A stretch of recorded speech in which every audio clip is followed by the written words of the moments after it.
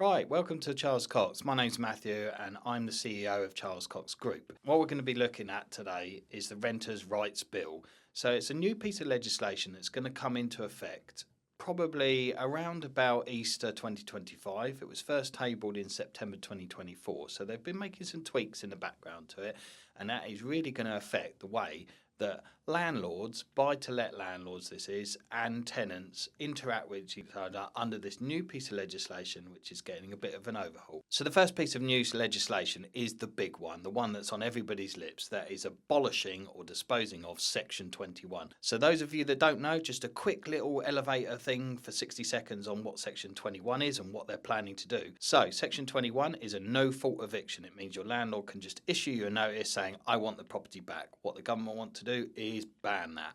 That's it, basically.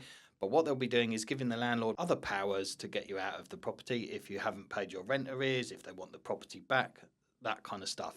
But it will make it a little bit more onerous on the landlord to give a reason for evicting the tenant. So that's going to be the main key thing for that. So the next thing that's going to happen is a lot tied to registration of landlords. So they're going to force individual private landlords to be registered so that people can actually complain to the ombudsman about their landlord. I think this is a great thing because it will get rid of all those unscrupulous landlords that give us good landlords a bit of a bad name. So tenants will be able to go to a portal and complain directly about their landlord. They won't be able to complain that they're chasing them for arrears and all that kind of stuff because ultimately you've signed a contract and you need to pay your bills. But if they're not fixing issues, maintenance, damp issues, that kind of stuff, you'll be able to go to the ombudsman and complain about it. But the important thing to note is that you need to continue paying your rent. You probably won't be able to offset, I'm not paying because the landlord isn't fixing. You have an obligation over here which is separate to the repairing obligation. So just bear that in mind.